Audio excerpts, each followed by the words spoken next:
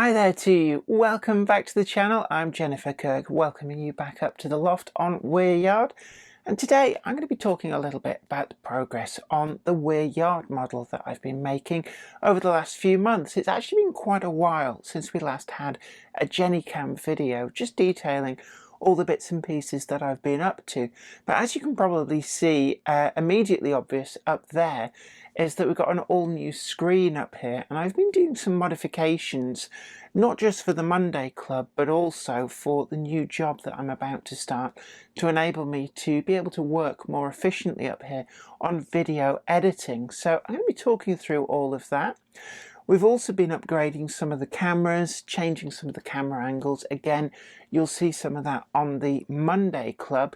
But there's also quite a lot of work that's been going on Weir Yard, just kind of minor detailing stuff, things which didn't really warrant a video to themselves.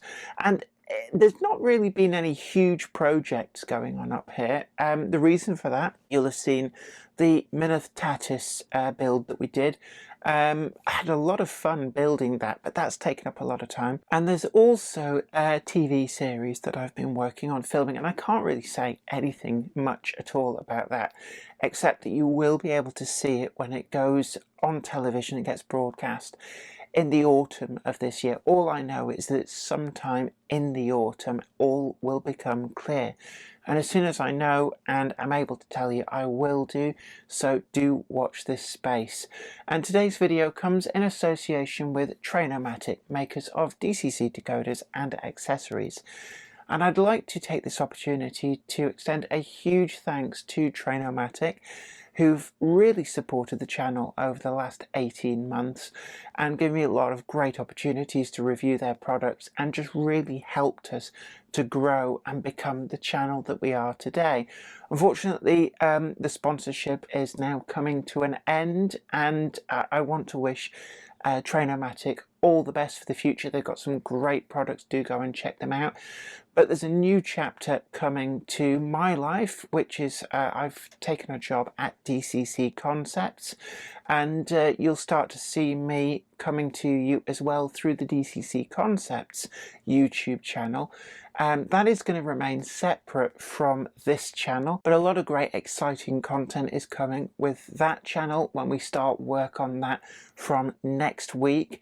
So stay tuned for that, and I will update you. And of course you can go over and find DCC Concepts on YouTube and subscribe to that channel and be ready for when we start putting out new content on there as well. But without further ado, come with me and I'll show you just what I've been up to here on Weir Yard.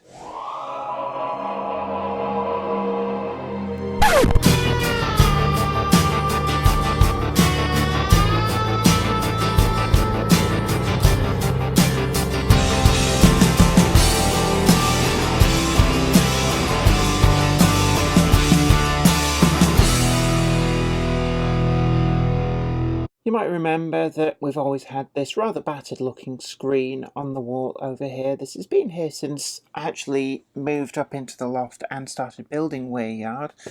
And what is new is this new screen that I've put up here. And it's a 27-inch AOC monitor, I think it is, but it allows me to multi-monitor. And the quality on this is actually astounding. It's a lot bigger, and I've built it on a swivel bracket. And the reason for this is because I think a lot of you guys as well in your railway room pushed for space. You don't necessarily have wall space for a big screen. So what I've done is I've put in a new shelf up here. I've used some venerable Meccano just to stop things from being able to jump off the edge there, and it does actually give me a little bit more space for storage. And I'll give you a sneak peek. That pug there at the front is for a project that you haven't seen. You may be wondering about that pony truck at the front, but at some point all will become clear. Now, I've really over-engineered this shelf. The reason for this is obviously because it's got all the weight of this monitor on it, and I don't want things breaking or splitting. So that's the reason that that looks pretty beefy underneath there. I've also been moving some of the cameras around. Now, you might remember that for a long time, in fact, since we actually started fitting cameras on Weir Yard, we had a camera here that pointed over at Jabalite Mountain, and to be honest, I think it outlived its usefulness. I do like to move the camera shots around, so what I've done is I've moved it to point at the otherwise never really seen on camera at the other Jabalite Mountain, which is over in this corner, which just kind of hides what would otherwise just be an awkward corner over there. And it does look quite good, actually. I will show you some of the scenes on the screen in a moment. Now, I did a video on making the sea foam trees a little while back. Added a whole extra area here, really pleased with that. I've already talked, I think, in the last update video about the radio mast. And we can see here as well, I turned around one of the other cameras so that now will give us a really great view. Let me just try and see if we can just look at what that's seeing. So you can see over there, we're going to get a nice new angle, which I think is going to look great on the Monday Club. One of the other projects, I did film a big video about this, there's some pictures being shared, was all of this extension. And the reason for this is I do a lot of photographs for the videos are done on this piece of track. You can get some really good low angle shots, and it was just helpful to have something in the foreground that just wasn't the edge of the model. So done all of this here as well. The kind of disused dumped Airfix Bedford wagon. And all of this is from Warworld Scenics. Done a lot of videos about how I actually make all of this grass using a combination of the Warworld Scenics 10mm, 12mm, really long grass, but then also some of the shorter colours, mix and match, static grass applicator, and then the scatters and the flowers over the top.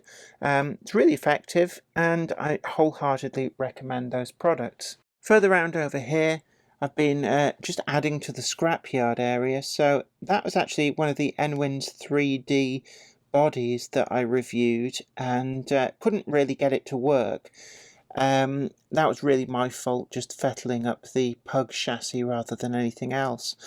But I've transformed that and some of the other Nwin's 3D printed boilers into a kind of a scrap pile. Gone to town a little bit with some of the Warworld Scenics, long grass and scatters, just to kind of blend everything in. So we kind of got away from this rather flat and straight out of the Airfix bits box look of the scrapyard. This area here is going to get redone at some point. I'm just going to try and really develop this area a little bit. Moving further along, this is another area that I've done a lot of work on, and you can see here, I was never happy with this very flat retaining wall. This was salvaged from Bolton Trinity Road out in the shed. It was the old retaining wall behind platform 5. Salvaged it, reused it, wished I hadn't now, because the Metcalf kits for the retaining walls are so much better. But that's just how it is when you build a model railway. You do develop and get better over time, and quite often that does mean that you look back on bits of a model and you think, I really should have done that differently and better. One of the other things I have done is I've revisited the grass, and this is actually a technique I must show you in a video at some point for doing the really long grass without a static grass applicator. Now you need a special applicator for like the 12mm static grass, and it can be a little bit difficult to get things to look right, but I've found if you coat the area with PVA glue and then just tease apart the lumps with your bare fingers and then just kind of work it into the glue and tease it back out, use some of the layering spray, add in a few subtle different colours and then some scatters and flowers, you can get a reasonable effect without needing to resort to the static grass applicator for the really long grass. I've also done some work on this area over here. You can see there always was a siding going in, but I've really made it overgrown, and some old kits. I think there's a Laureate there and a couple of vans. I've just kind of blended them into the undergrowth, and a lot of this area here was quite flat before, and you can see actually behind there that there's a lot of this area too needs more work doing. And that's the beauty of a model railway, they're never truly finished. You can keep adding and keep adding, and I've been doing that all through the yard with all this extra grass, just trying to make it look a little bit better. And towards the back there, it's a little bit difficult to reach, but where the signal box is, I have plans to replace that signal box. I've never been fully happy. It was salvaged from Trinity Road, which in turn it was salvaged from a previous layout. So this is now the third layout that that signal box has been on, and it's really I just don't like it. There's nothing wrong with the Super Quick kit, it's just I have grown bored and weary, and I really like some of the Bachmann Scenecraft signal boxes, and I'm thinking of replacing that with a Scenecraft signal box and just developing that whole area there, maybe with some of the other paraphernalia that you would find around signal boxes, just making it look more realistic. I did talk a bit about the security fencing and the extra grass around here. Really started to get the motive power depot looking something like. Another area as well, I think, which I've tried to tart this up, and this is a Metcalf kit, the sort of ground level signal box. I'm not 100% convinced by this either. And then this area here as well, I did a project very early on about making flowers, and things have moved on. This is original grass from when I first did all the scenic stuff on Weir Yard, and it looks so flat and nasty compared to the stuff that I've done later on. So I really need to get to work and do something with this. We got some more of the extra long grass going in there. I want to add in a whole load more trees using that seagrass method along there. Again, that's on the to-do list, just kind of enliven up all of that over there. I did also do some work with some real ash, so a lot of this ground here, if I move some of these locomotives out of the way, I just weathered the ballast, which is too clean and uniform. I've gone over with a layer of actually real ash from a fire, and you sieve all the lumps out, and it does actually work quite well. It's a technique that I'm going to kind of work on and develop, I think. Over in the corner, not really much going on. I've added a clock tower to the building, just had it lying around, so I thought I'd make use of it. And again, just little bits of grass going in here, there and everywhere. Now, I'm going to show you some of those new camera angles that we talked about, because there's actually, you may have just spotted in shot, there's another camera just over there. So what I'm going to do is I'm just going to bring up OBS, which is the software that we use for doing the live streams. So for anybody who wants to do live streams, and you can see me there on the screen, the camera for that is just under there. So when you see me talking on the Monday Club, that's the camera I'm actually looking at. So we've got that nice scene from just looking over the MPD. What else have we got? So I changed the scene. Just wait for the camera to boot up. I'm going to have to work on the positioning of that. It's still things I need to do, and that's right over in that corner. This one I think people who watch the Monday Club will be familiar with. I've kept hold of that for now. And then we've also got, there we are, that's that new one. Used to look out over the end of the yard, turned it around so it's looking from the top of Jablite Mountain, and I think that's going to give us some good shots. And then the final scene, there's 5 different scenes, is the one from that camera over there. And I do like to move the cameras around. Again, it's a good tip if you're doing live streams to actually occasionally move your cameras around just to stop you from getting bored. But there we go. It's, like I said, there's not really that much that's gone on.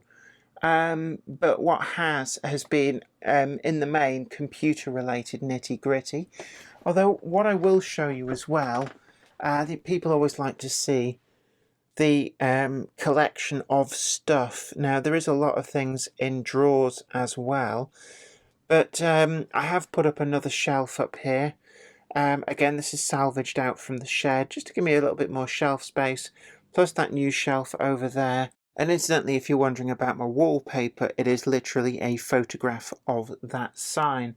So that's where we're up to. And for those of you who always like to see Weir Yard from the point of view of actually just being stood up here, here is the full circuit of Weir Yard. Let's not mess out the sidings down there.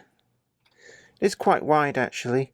It's very difficult to reach, if not impossible. I cannot actually reach the buildings right over there. It's a bit of a goof, to be honest with you, making it just slightly inaccessible. There's the TMD, the turntable. People sometimes ask me what that is. It's a Pico, I think it's LK55 kit. One of my future plans is I have got a speed-controlled motor, which I'm going to try and add in. So rather than hand cranking it, I'm going to have that on a motor control. But that will be a project in the future, and I will probably do a video on that. The factory over there, when it was featured in Railway Modeller, they called it Alstom Engineering. And I'll be honest with you, it's not what I call it. And I have hunted high and low thinking, is there a sign on a building that I've missed that says Alstom Engineering? And I can't find it, so I really don't know why they called it that, but they did. And then round here we've got the top of the hump yard. And again, there's those Metcalf walling kits. Really love these, cannot speak more highly of these. They are a great kit, easy to build, and give you a really great effect. Back around here, top of the hump, the Berkeley signal box, and we're back to where we started. Well, I hope you really enjoyed that video and enjoyed looking over all the new bits and pieces that have gone into Weir Yard over the last few months that haven't necessarily had a video of their own. And I hope, like me, you're looking forward to the exciting new developments that are to come with the new work that I've got going on with DCC Concepts. But today's video comes in association with Trainomatic. Again, a big thank you to them for all the support that they've given this channel and the great products that they've given me the opportunity to use and review. And we do very much wholeheartedly from this channel wish them every success in the future. Do go and check out their great line of products at the link that we got in the description box down below. But until next time, you take great care of yourself. Don't forget to like, share and subscribe. And this is me, Jenny Kirk, saying take care, stay safe, happy modelling, bye for now. Today's video is sponsored by Trainomatic, makers of DCC decoders designed to be fully compatible with every manufacturer's locomotive. Visit train-o-matic.com to browse the full range and see what they've got suitable for you.